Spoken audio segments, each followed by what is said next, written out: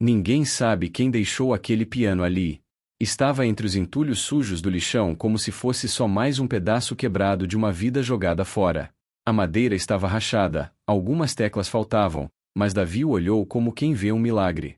Tinha 12 anos, os pés enfiados no barro, e um brilho nos olhos que ninguém ali se dava ao trabalho de notar. Por que um menino que vive entre ratos e fumaça pararia diante de um piano como se fosse uma joia? E por que seus dedos, mesmo sem nunca terem encostado num instrumento, pareciam saber exatamente o que procurar? Talvez porque a alma reconheça a beleza mesmo quando o mundo insiste em apagá-la. E talvez porque alguns talentos nascem onde menos se espera, e resistem, mesmo sem aplauso, mesmo sem plateia. Davi vivia com a mãe e o avô num barraco improvisado no limite do lixão, onde o cheiro de podridão já fazia parte do ar. A rotina era simples e brutal: acordar cedo, catar latas, fugir dos caminhões, tentar sorrir entre os pedaços de vida que os outros não queriam mais. Mas havia algo nele que ninguém entendia. Ele ouvia sons que não existiam, batucava com tampinhas como se fossem sinos, transformava cacos em notas. O piano apareceu no mesmo dia em que ele levou uma bronca do avô por cantar demais. Você vai acabar chamando a atenção dos homens errados, menino. Isso aqui não é lugar para sonhar. Mas Davi não podia evitar. Nos primeiros dias, ele só se aproximava do instrumento quando não havia ninguém por perto. Tocava as teclas que ainda funcionavam como quem procura uma senha secreta. Até que, numa manhã de céu opaco, alguém o viu. Era uma mulher suja, descalça, sentada longe, observando. Ele pensou que fosse mais uma moradora de rua. Não sabia que era Isadora Belmont, ex-dona de uma das maiores mansões da cidade, agora tão invisível quanto ele. Mas naquele momento, nenhum dos dois sabia o nome do outro. Só sabiam que estavam quebrados por dentro, e que havia algo naquela música improvisada que dizia mais do que palavras poderiam dizer. Isadora não se lembrava da última vez que havia sentido fome. Fome de verdade, aquela que dói nos ossos e faz a cabeça girar. O tipo de fome que te impede de pensar, que rouba a dignidade antes mesmo que você perceba. Sentada sobre uma pilha de caixas úmidas, usando um casaco que cheirava a mofo, ela assistia ao menino tocar aquelas teclas soltas como se estivesse num palco iluminado. Era um som incompleto, dissonante, às vezes até irritante. Mas havia algo ali que prendia. Uma insistência. Uma alma. Na vida de Isadora, silêncio sempre foi sinônimo de luxo. Portas grossas, vidros duplos, isolamento acústico. Ela não sabia mais como era ouvir barulho de gente de verdade. Por anos viveu cercada de seguranças, chefes particulares, festas programadas até o último guardanapo. Sua agenda não tinha espaços vazios. Mas, agora, cada segundo pesava. E aquele som tosco vindo de um piano quebrado parecia cutucar lugares que ela mesma havia enterrado. 2 semanas antes, ela dormia em lençóis egípcios. Tinha uma suíte maior do que muitos apartamentos e uma vida inteira sob os holofotes. Tinha orgulho do sobrenome Belmont, da postura, do perfume, das colunas sociais. Casou-se com Rodrigo, um empresário respeitado, controlador de um império de importação que bancava o padrão de vida deles. Nunca precisou se preocupar com dinheiro, nem mesmo quando começou a perceber que algumas cifras não batiam. Preferiu não perguntar. Era mais fácil manter a imagem. O castelo desmoronou numa quarta-feira. Polícia. Prisão preventiva. Manchetes que diziam: Rodrigo Belmont envolvido em esquema bilionário de lavagem de dinheiro. As contas foram bloqueadas, os bens confiscados. Isadora, que nunca assinava nada, ficou de fora das investigações formais, mas não da humilhação pública. Bastaram 4 dias para descobrir o peso do desprezo social. Ninguém lhe ofereceu abrigo. As amigas viraram rostos embaçados. O sobrenome virou motivo de escárnio. A única coisa que conseguiu salvar foi uma mala com algumas roupas, uma garrafa de vinho escondida e um retrato antigo da mãe, que ela sequer sabia por que havia guardado. Saiu da mansão às pressas, de óculos escuros, com a cabeça baixa, como se estivesse sendo despejada de uma mentira. E, de certa forma, estava. Isadora passou a dormir em albergues ou em estações de metrô. Preferia os cantos mais afastados, onde ninguém a reconheceria. Cortou o cabelo com uma tesoura cega, vendeu os brincos, trocou o salto por chinelos. Era como arrancar camadas da própria pele. Um dia, sentada em um ponto de ônibus desativado, Ouviu dois homens falando sobre um lixão nos arredores da cidade onde ninguém enche o saco de ninguém. Foi até lá. O cheiro a golpeou na primeira noite. Era como se o ar tivesse apodrecido há anos. Mas ninguém fazia perguntas. Bastava achar um canto e parecer mais cansado do que perigoso. E foi ali, entre urubus, fumaça e barracos tortos, que viu o menino. Ele surgia sempre no mesmo horário, com as mãos sujas de graxa e os olhos acesos. Ia direto para o piano. Tocava com concentração, mesmo que o som fosse uma colcha de retalhos desafinada. Isadora não sabia o nome dele. Mas algo naquele garoto incomodava mais do que o cheiro do lugar. Na manhã seguinte, ela se aproximou. Devagar, sem fazer barulho. Davi não a viu. Estava de olhos fechados, os dedos dançando nas teclas como se houvesse uma música que só ele conseguia ouvir. Ficou ali por alguns minutos. Só observando. Até que ele percebeu sua presença. Parou de tocar. Olhou desconfiado, como se esperasse um esporro. Tá me ouvindo faz tempo? Ele perguntou, a voz seca. Sim, ela respondeu, com calma. Vai rir também? Não.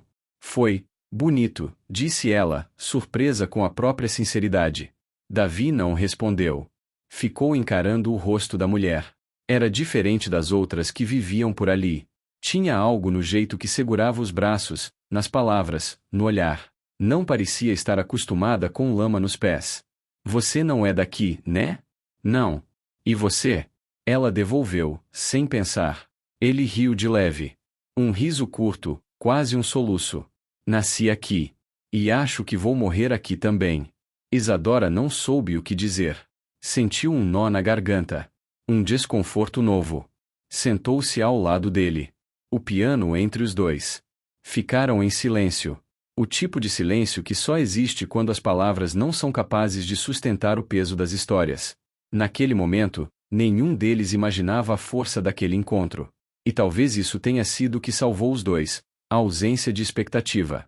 Apenas duas vidas despedaçadas tentando entender por que o mundo vira as costas para quem não tem sobrenome, ou por que a arte insiste em nascer no meio da lama. Na semana seguinte, Isadora voltou ao piano todos os dias. Davi, desconfiado no início, logo se acostumou com sua presença. Não falavam muito.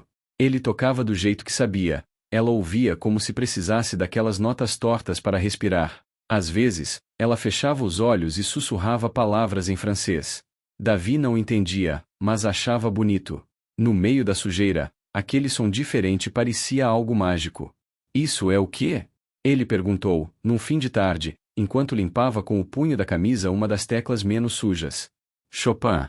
Uma música que minha mãe ouvia quando eu era pequena. Ele franziu a testa. Esse cara é famoso? Muito. Morreu faz tempo. Deve ser por isso que eu nunca ouvi falar. Isadora sorriu pela primeira vez desde que perderá tudo. Um sorriso leve, quase infantil. Percebeu que Davi não tocava com técnica, mas com sentimento. Cada tecla pressionada com hesitação ou força vinha de dentro, como se estivesse tentando contar coisas que não sabia dizer em voz alta. Certa noite, após uma chuva forte, o piano parecia pior do que nunca. Molhado, coberto de folhas, o som mais grave havia morrido de vez. Davi sentou em frente dele, encostou o queixo no braço e ficou olhando. Não tocou. Apenas olhou. Isadora sentou ao lado e ficou calada por um tempo.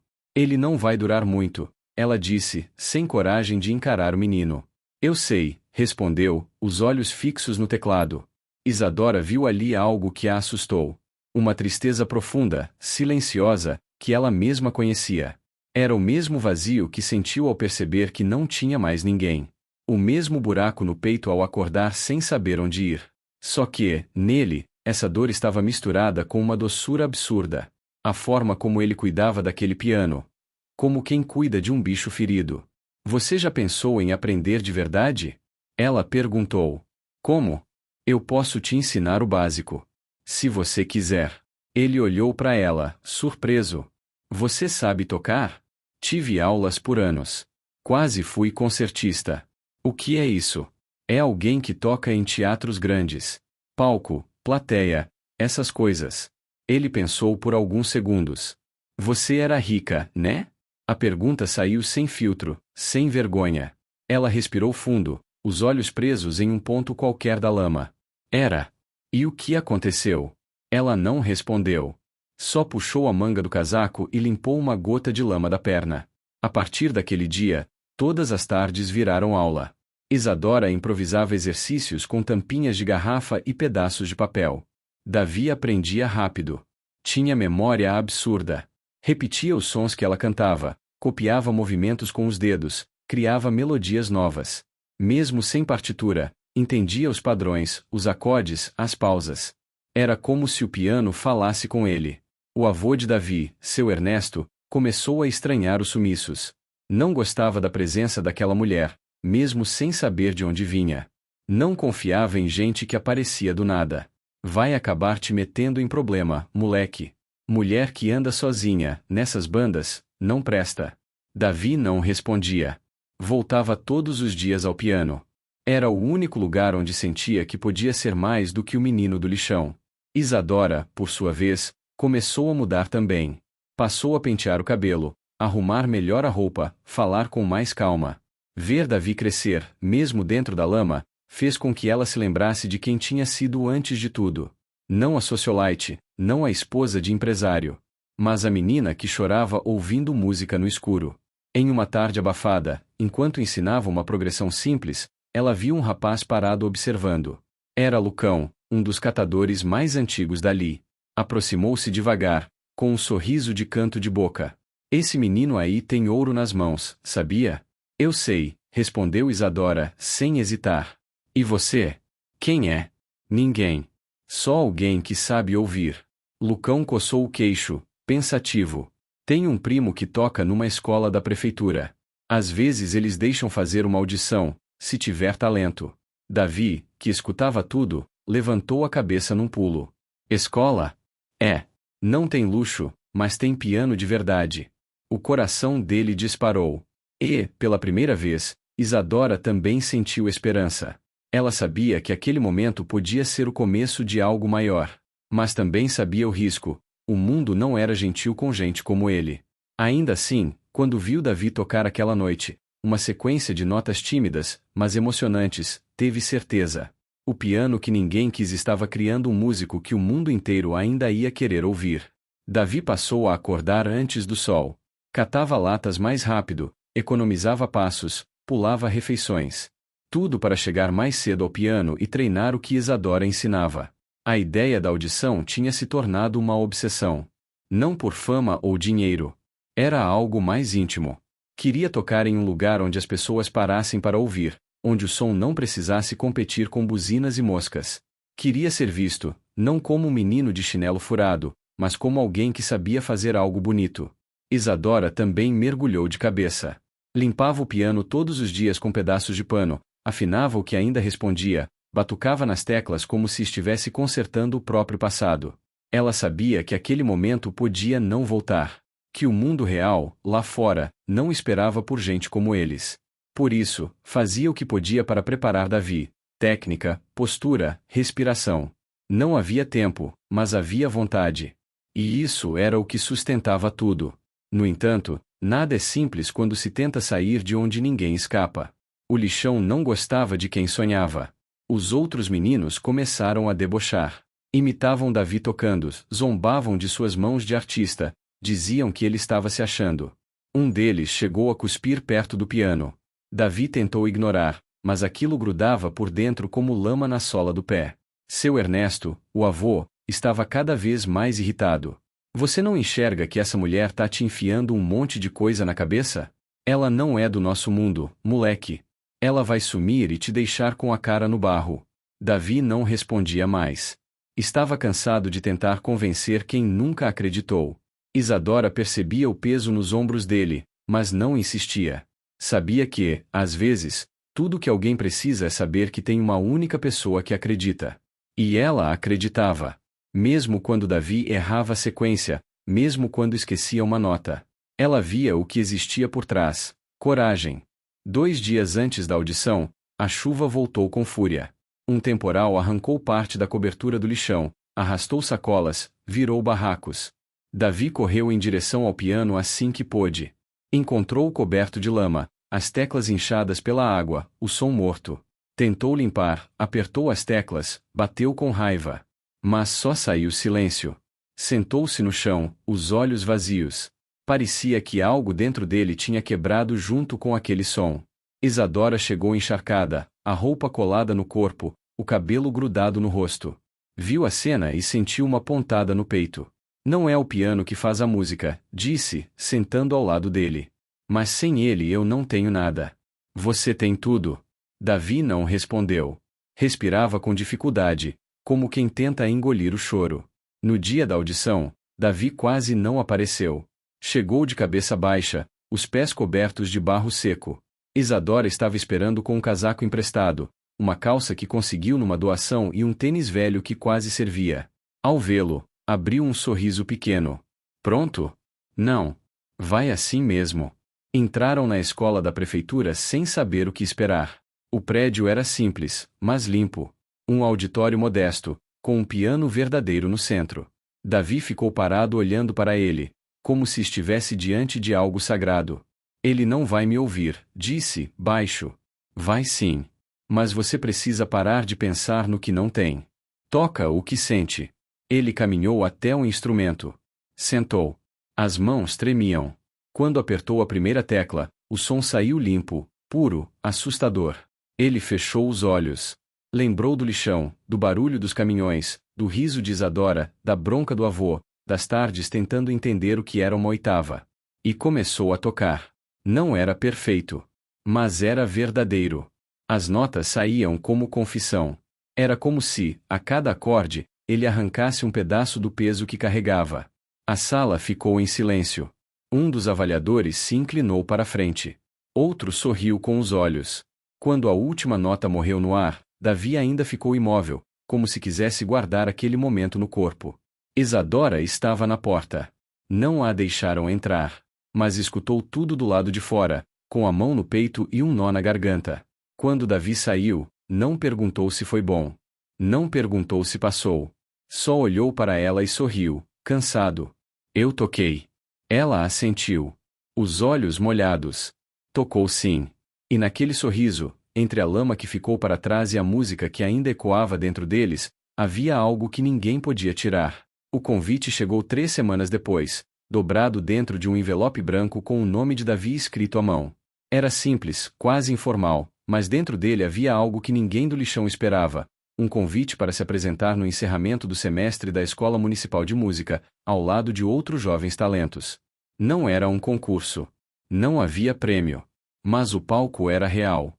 As luzes, o piano, a plateia, tudo de verdade. Davi leu a carta em silêncio. Não gritou, não sorriu. Só olhou para Isadora, que esperava à distância, sentada na mureta da frente da escola. É sério, ele disse, mostrando o papel. Ela pegou com cuidado, como se fosse um bilhete dourado. Leu devagar. Depois o abraçou, sem dizer nada. A notícia correu no lixão mais rápido do que fogo em papel seco. Uns duvidaram. Outros torceram o nariz. Mas houve quem se calasse. Era impossível não ver o brilho nos olhos de Davi. E mesmo quem zombava antes passou a respeitar de longe, como quem percebe que está diante de algo que não entende direito. Isadora tomou a frente dos preparativos. Pegou roupas emprestadas, costurou o que faltava, lavou tudo com sabão de barra. Conseguiu convencer uma amiga antiga, que agora trabalhava como motorista de aplicativo, a levá-los até o local. Nos dias que antecederam a apresentação, treinavam com pedaços de madeira, caixas, qualquer coisa que imitasse teclas. O piano da escola estava disponível apenas no dia do evento. Mas Davi não se preocupava com isso. Já tinha tocado sem piano antes. Na noite da apresentação, o céu estava limpo e o ar cheirava mudança. A escola ficava num bairro distante, com ruas arborizadas e gente apressada. Quando chegaram, Davi ficou paralisado diante da fachada iluminada. Parecia outro mundo. Crianças bem vestidas, pais sorridentes, cadeiras alinhadas, vozes baixas. Sentiu que não pertencia ali. Tá tudo bem, Isadora disse, ajeitando o colarinho da camisa dele. E se eu errar? Então erra bonito. Ele respirou fundo. Entrou com os outros jovens e esperou a sua vez. Enquanto isso, Isadora ficou entre os pais, disfarçada, apertando as mãos sobre o colo. Ninguém sabia quem ela era. E ela preferia assim. Não queria aplausos, só ver Davi tocar. Quando chamaram seu nome, o silêncio na plateia foi imediato. Ele caminhou até o piano, olhou para o público, mas não procurou ninguém. Sentou. As mãos tremiam de leve. Encostou os dedos nas teclas. E então, como se estivesse de volta ao lixão, fechou os olhos e começou. A música que tocou não tinha nome. Era feita de lembranças. Da mãe sorrindo enquanto ele inventava melodias com tampas de panela. Do avô, gritando que ele vivia no mundo da lua. Das tardes com Isadora, ensinando escalas enquanto afastavam moscas do rosto. E do piano, aquele primeiro piano, molhado, rachado, desafinado, mas vivo. As notas saíram com uma suavidade que pegou a todos de surpresa. Não havia pressa, nem esforço. Era puro sentimento. Um menino com alma de artista, contando sua história sem dizer uma palavra. Quando a última nota soou, houve um segundo de silêncio total. Depois, os aplausos vieram, não educados, mas emocionados. Gente levantando da cadeira, olhos marejados. O tipo de aplauso que vem quando alguém toca algo dentro da gente. Davi não sabia o que fazer. Levantou, fez um aceno tímido, e saiu do palco com o rosto corado. Atrás da cortina, encontrou Isadora esperando. Ela segurava uma lágrima com dificuldade. Você foi lindo. Eu não errei? Nem um pouco. Eles saíram juntos, sem alarde. A noite estava fresca, e Davi olhava para o céu como se estivesse vendo estrelas pela primeira vez. Quando chegaram ao carro, encontraram seu Ernesto encostado na porta. Ele não disse nada. Só estendeu um embrulho pequeno, com uma garrafa de refrigerante e 2 pães com mortadela. Eu vi você tocando, murmurou, baixinho. Você é bom, menino. Muito bom. Davi pegou o embrulho, emocionado. Seu Ernesto deu um tapinha desajeitado no ombro e entrou no carro primeiro, resmungando alguma coisa sobre ficar tarde demais para velho. No caminho de volta, ninguém falou muito. Mas havia uma paz nos olhos de Davi. Um tipo de certeza. Ele não sabia o que viria depois. Não sabia se teria mais palcos, mais pianos, mais chances. Mas sabia que, mesmo que ninguém mais acreditasse, ele tocaria. Porque agora ele sabia o que era ser ouvido. E isso mudava tudo. E você? Teria coragem de acreditar em alguém que o mundo já tinha descartado? Conta pra gente nos comentários o que você teria feito no lugar da Isadora ou do Davi.